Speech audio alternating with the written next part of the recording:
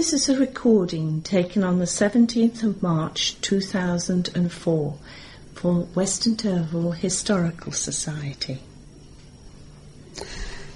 My name is Wendy Holland, and I was born on the 6th of July 1936, and I'm the daughter of Nancy and Frederick Forrest. My mother was born on the 24th of August 1913, and my father on the 31st of December 1913. I have a sister, Mavis Arnold, born on the 7th of October 1943. My sister and I have lived in Weston Turville, as did our parents, until they died. Frederick died in December 1969. Nancy died September 2003. Our mother had an interesting background, as she was orphaned at the age of 5 years. Her father died in the First World War and her mother in childbirth. She was placed in a workhouse in Upper Hayford. She later found her 2 brothers and sister in Grimsby, Kent and Oxfordshire. Her paternal grandfather turned up at the workhouse to collect her, and she went to live in Witney, Oxfordshire. Her aunt took over her care after her grandparents died and brought her up. Nancy, our mother, met my father Fred in Corn Street, Witney, when he was visiting from Aylesbury. He was riding a motorbike. They married at 23 years old and had the 2 of us. In those days, young married couples lived with relatives or rented accommodation. Mum and Dad lived in Madeley Road, Aylesbury, with Granny and Grampy for a while, but their early married life they moved around Letchworth, Hyde Heath, Amersham. Father worked in printing and then the post office. He was not able to go to war due to his occupation, but he joined the Home Guard, in which he took an active part. Almost all families in this area had to take in lodgers from London due to the Blitz. I was born at Hitchin Hospital. One of my earliest memories is when we lived at 4 Beech Green. I remember a bomb in Lee Road, the next street along. And I also remember playing with German prisoners of war. They made toys and were friendly. They worked on the farmland all round Southcourt. I went to Seeley Road School. I remember staying at grandmother's when Mavis was born at the Royal Bucks Hospital. Where did your grandmother live? Madeley Road.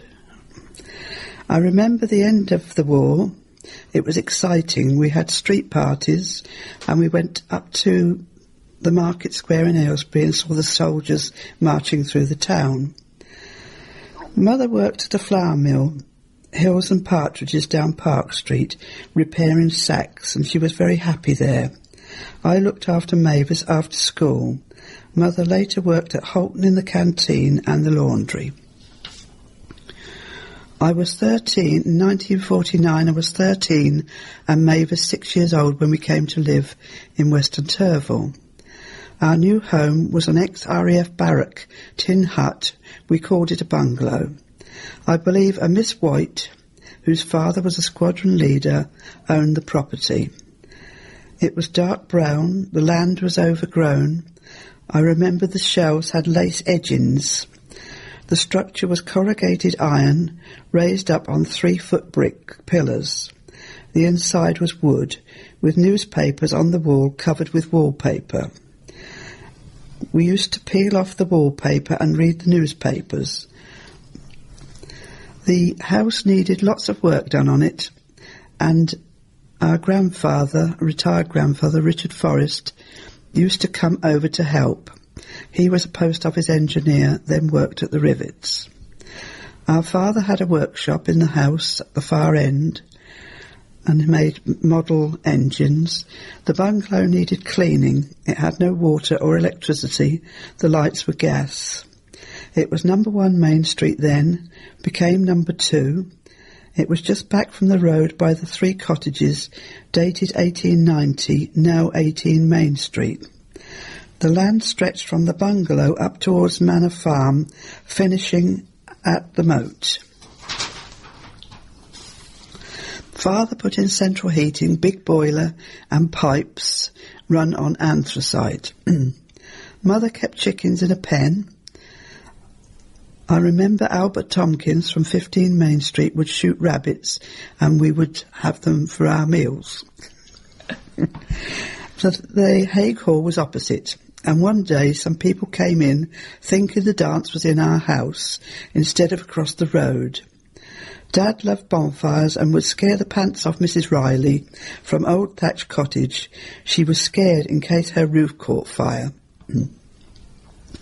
There were 3 garages in the village: Brook End, now Wheelwrights, Neville Chamberlain's just for petrol, and on the corner of New Road was a big garage that did car and lorry repairs. We, Jack and I, were married at the church and had our reception at the Hague Hall and went to live in Liverpool for 18 months. Then came back to Church Lane and now live in Walton Place. Mavis was a first intake John Collett. She had to take a bus to Holton, Main Point, then at the top of Chestnut Crescent, and then a further bus down to the school. In 1964, Mavis was married at Beaton Church. I had 2 children, and Mavis also had 2 children. Got a bit muddled there. Dad died in Stoke Mandeville Hospital in 1969 and was cremated in Amersham. Miss Jamison allowed camping of Girl Guides. I was captain of the Girl Guides in 1971. We met in the church rooms. Mrs. Elaine ran the Brownies and also held them in church rooms, and she lived in Wellsend Lane. Mr. Inkley ran the Cubs and lived in New Road, right-hand side. 1973-74, Mum moved into the new bungalow, built to Mum's plans. Land sold to the builder in exchange for it. Now has 3 houses on it. Mum loved her garden. Right up till the year before she died, she was still gardening. She loved the social village life. Both our parents were well-known characters of Weston Turville. Mum gave a talk to the local village school about her life 10 years ago. Memories.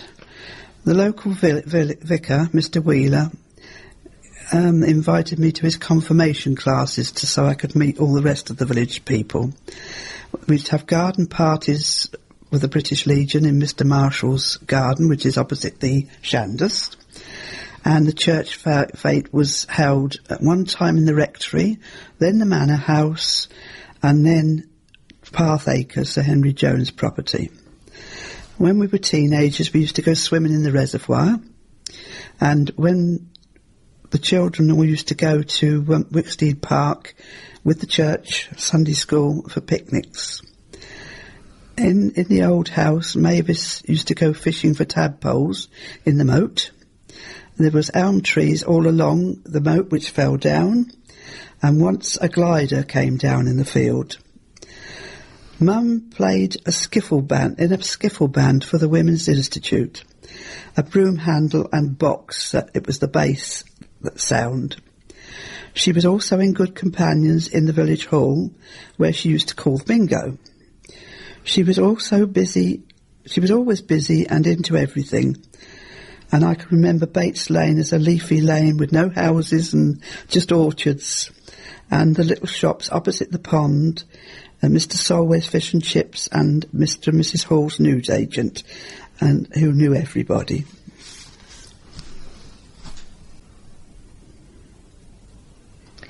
How about your father? Can you tell me a little bit more about him? He was an extremely clever man. He built a brass biplane and a Spitfire and made them into ashtrays. He made 2 trains, the Flying Scotsman and the Highland Lassie. These were models? These were working models.